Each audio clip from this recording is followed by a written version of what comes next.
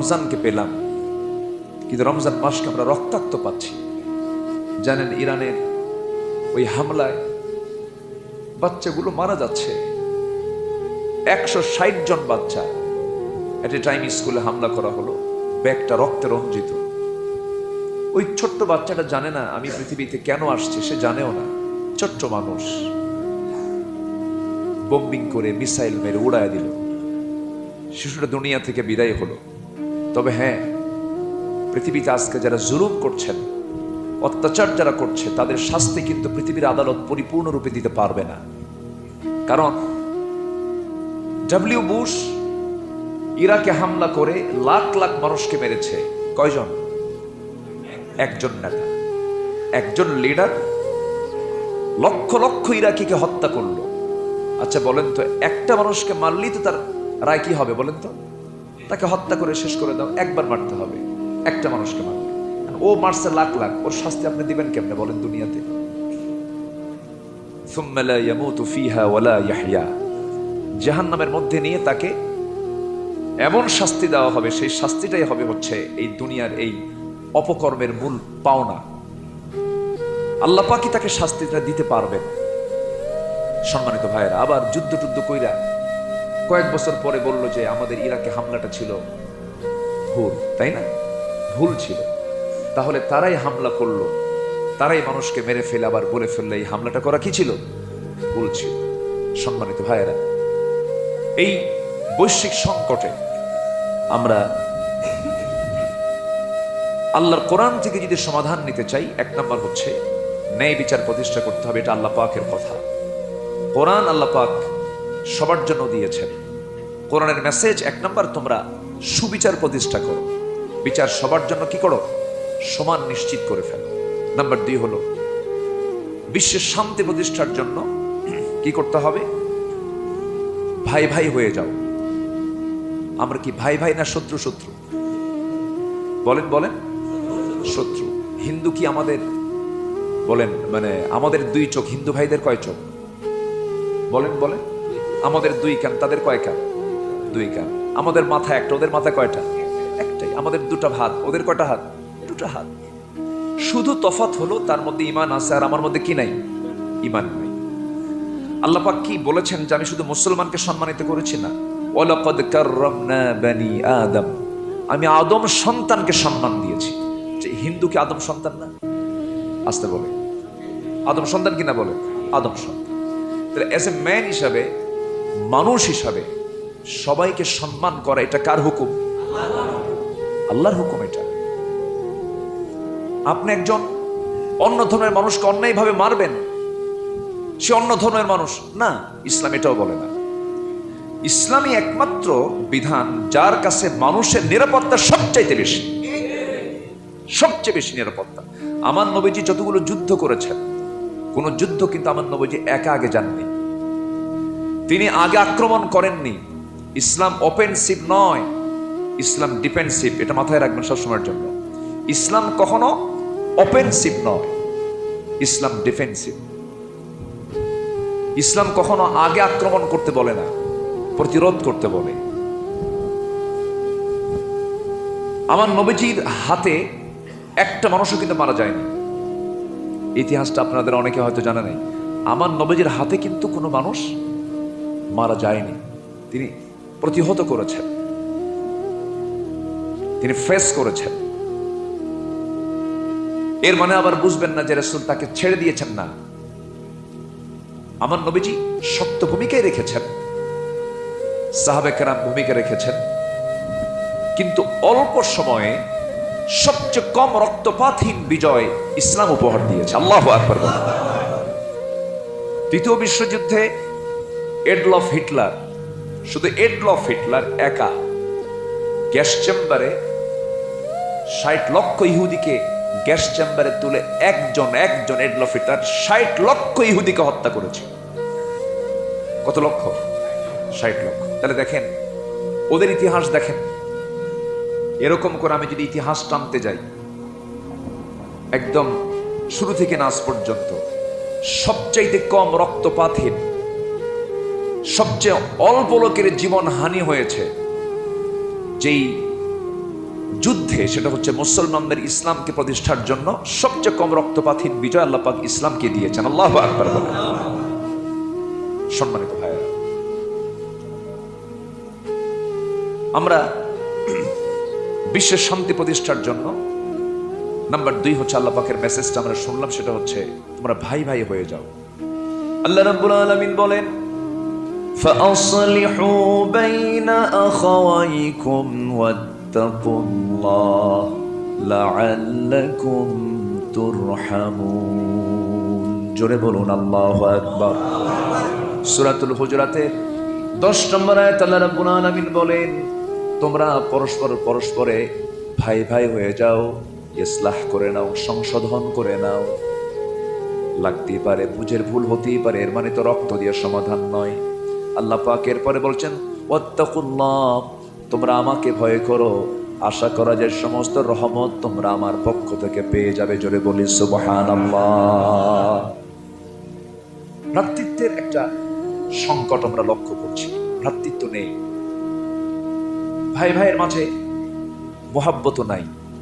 বলুন তো, আমরা যদি একটু আদালতের দিকে তাকাই, আদালতের মামলার যদি আমরা একটু নথিপত্রগুলো একটু টেনে আনি, বলুন তো সবচেয়ে বেশি মামলা কিসের মামলা?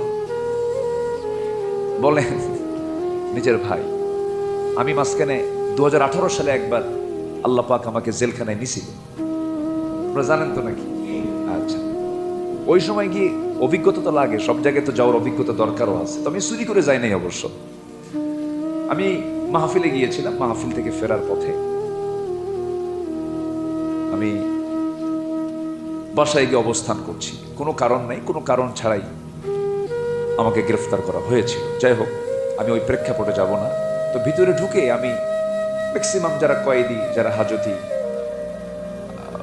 সাজাপ্রাপ্ত যারা, সবার একটু মানে সবাই আমাকে চিনে, তো মানে মোটামুটি চিনে সবাই। তো আমি এই গড় এভারেস্ট করে দেখলাম ম্যাক্সিমাম মামলা হচ্ছে জমাজমি কেন্দ্রিক ভাই ভাই মামলা, ভাই ভাইয়ের সমস্যাগুলো বেশি। দেখেন, আল্লাহ তাআলা কিন্তু এই জায়গায় এই কথাই বলছেন যে তোমরা ভাই ভাই এগুলো ইসলাহ করে নাও, ঠিকঠাক করে নাও, ছাড় দিয়ে দাও। তুমি ছাড় দিবা, আমিও তোমাকে ছাড় দিয়ে জান্নাত বুঝাই দেব। ইয়াসসিরু ওয়ালা তুআসসিরু, বাশশিরু ওয়ালা তুনাফফিরু। সহজ করো, কঠিন করতে জানো, এত প্যাঁচ খাটায়ও না। আছে না কিছু লোক, আছে না, খালি প্যাঁচ খাটায়, কেমনে ক্যাসাল আরো আটান যায়। আবার কিছু কিছু দরবারের, আবার কিছু মুরব্বী আছে, মাতব্বর আছে, ওরা প্যাঁচ আরো লাগায় দেয়। এই ভাইকে এই কথা বলে, আরেক ভাইকে আরেক কথা বলে, লাগায় দিয়া পরে ধান্দায় থাকে যে কি আমাকে কয় টাকা দেয়, 2 ভাই থেকে আবার টাকাও খসায়। এটা মনে আমার দেশে নাই মনে হয়, আছে এরকম দালালি আছে। আগে মরো, মরলে বুঝবা তোমার টাকা খাওয়ার বিচার আল্লাহ পাক কেমনে করবেন। আগে মরো, মরার পরে বুঝবা। তবে হ্যাঁ, ওই যে টাকা খায়া যে বিচারের রায়টা উল্টা পাল্টা করে দিল, যে টাকাটা ওর হাতে আসলো, এই টাকা কখনো সে হজম করতে পারবে না, হজম হবেই না। হারাম কখনো হজম হয় না, এটা মাথায় রাখবেন। রমজান মাসে এই মেসেজটা সবার জানা দরকার। কি হজম হয় না বলেন? আরো জোরে বলেন, কি হজম হয় না? হারাম। হারাম কখনো হজম হবে না, কখনো হবে না। এটা আপনি হারাম কামাই করেছেন 5 কোটি, আল্লাহ পাক আপনার পেটের মধ্যে দিবেন একটা টিউমার, তার দাম হলো 7 কোটি। তার দাম কত? তাহলে আরো কয় কোটি নাই? বলেন কয় কোটি নাই? এই 5 কোটি যদি না খাইতেন, তাহলে আপনার ওই 2 কোটি থাকতো, আপনার যেত না। হারাম আপনার শরীর থেকে বের করে নিয়ে যাবে, আপনি আরাম পাবেন না। কুলু মিন তাইয়্যিবাত, তোমরা পবিত্র থেকে, পবিত্র রিজিক থেকে তোমরা কিছু খাও।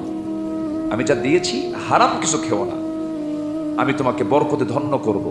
আচ্ছা, বেশিতে বরকত না অল্পতে বরকত? হ্যাঁ, আমরা কি আল্লাহর কাছে বলি আল্লাহ তুমি আমার অল্পই দাও, এরকম বলি? আমরা আল্লাহকে বলবো আল্লাহ তুমি আমাকে বরকতময় রিজিক দাও, সম্মানজনক রিজিক দাও। আল্লাহ কবুল করুন, জোরে বলি আমিন। আল্লাহ পাক রিজিক কিন্তু চাইতে বলেছেন। যেরকম একটা পানি আছে, শুধু একটা কূপের পানি, যে কূপের পানি দাঁড়িয়ে পান করতে হয়, বলেন জমজম। পানি কি বন্ধ হয়েছে? চালু আছে না নাই? গোটা পৃথিবীর মানুষ কিন্তু খায়। তো এই জমজম কূপের পানি পান করার একটা দোয়া আছে, এখানে রিজিকের কথা আসছে। আল্লাহুম্মা ইন্নী আসআলুকা ইলমান নাফিআ ওয়া রিজকান ওয়াসিআ ওয়া শিফাআন মিন কুল্লি দাইন। আল্লাহ তুমি আমাকে উপকারী জ্ঞান দাও। কি জ্ঞান দাও? উপকারী জ্ঞান। মানে উপকারী জ্ঞান মানে কি? যে এমন জ্ঞান দাও যে জ্ঞানটা আমি অর্জন করলে পরে আমি তোমাকে চিনতে পারবো, তোমার জান্নাত চিনতে পারবো, তোমার জাহান্নাম চিনতে পারবো, এমন উপকারী জ্ঞান তুমি আমাকে দাও। পৃথিবীতে যে বিমান যে বানাইছে, যদি আমরা ইতিহাস ঘাটতে যাই তাহলে হয়তো বা দেখবো যে এটা কোনো মুসলমান বানায়নি। এটা কি রাইট ভ্রাতৃদ্বয়, হ্যাঁ রাইট ভ্রাতৃদ্বয় তারা বানাইছে। এরপরে আমরা যদি আলবার্ট আইনস্টাইনের দিকে তাকাই, গ্যালিলিও, ডাল্টন, এরপরে এরকম করে আরো যে বড় বড় যে বিজ্ঞানীগুলো আছে, Marconi, Faraday, James Watt, Copernicus, এই যে বড় বড় বিজ্ঞানীগুলো আছে, এগুলো কিন্তু কেউ মুসলমান না। কিন্তু এর মানে কি আমরা ভাববো যে সব জ্ঞান আল্লাহ ওদের কি দিছে? না, এটা তো বস্তুগত জ্ঞান। এরকম জ্ঞান তো আল্লাহ পাক এটা পাখির মধ্যেও দিয়েছেন। এই যে বাবুই পাখি, সেই সুন্দর করে ওই কি গাছে, তাল গাছে বাসা বাঁধে, কি সুন্দর করে তার প্রস্তুত প্রণালী, তার আর্কিটেক্ট, ইঞ্জিনিয়ারিং, তার মানে আপডেট টেকনোলজি, তার প্রযুক্তি কি, তার প্ল্যানগুলো কি, নিখুঁত প্ল্যান। এই নিখুঁত প্ল্যানে এই বাবুই পাখি যে বাসাটা বানালো, বলেন তো, এই ছোট্ট মাথা দিয়া, মোটর দানার মতো তার ব্রেন, এই ছোট্ট মোটর দানার ব্রেন দিয়ে যে বাসাটা সে বানালো, পৃথিবীর সকল মানুষ এক জায়গায় হয়েও কি এরকম একটা বাসা কেউ বানাতে পারবে? পারবে না। তাহলে এই বিশেষ জ্ঞান, এই ইঞ্জিনিয়ারিং, এই প্রযুক্তিগত যে জ্ঞানটা আল্লাহ পাক দিয়েছেন ছোট্ট পাখির মধ্যে, কে দিয়েছেন? তাহলে এই পাখির মধ্যে জ্ঞানটা আছে। তো এটা থাকতেই পারে, এটা অসম্ভব কিছু নয়। কিন্তু যে জ্ঞানটা আমার সবার জন্য জরুরি সেটা হলো উপকারী জ্ঞান। উপকারী জ্ঞানটা সবার থাকতে হবে। সেটা হচ্ছে আমি যেন আমার আল্লাহকে চিনতে পারি, আমি যেন আমার রবকে চিনতে পারি, আমি যেন আখিরাতকে চিনতে পারি। আমি একটা বিমান বানায় ফেলছি, আমি একটা কি বলে জাহাজ বানায় ফেলছি, সাবমেরিন বানায় ফেলছি, মানে সব জ্ঞান বিজ্ঞান আমার মধ্যে ঢুকে গেছে, না, এটা না। আল্লাহ পাক এগুলো বিভিন্ন পাখির মধ্যেও দিয়ে দিয়েছেন। এই যে বাবুই পাখির মধ্যে দিয়ে দিয়েছেন, থাকতেই পারে। কিন্তু আমার উপকারী জ্ঞানটা আল্লাহর কাছে চাইতে হবে। আল্লাহ তুমি আমাকে উপকারী জ্ঞান দাও, ওয়ারিজকান ওয়াসিআ, প্রশস্ত রিজিক দাও। কি রিজিক দাও বলেন? প্রশস্ত রিজিক, যেটা অল্পতেই হয়ে যাবে। এটা কিসে হয়ে যাবে? অল্পতেই হয়ে যাবে। ওয়া শিফাআন মিন কুল্লি দাইন, এবং সকল প্রকার রোগ থেকে তুমি আল্লাহ আমাকে হেফাজত করো।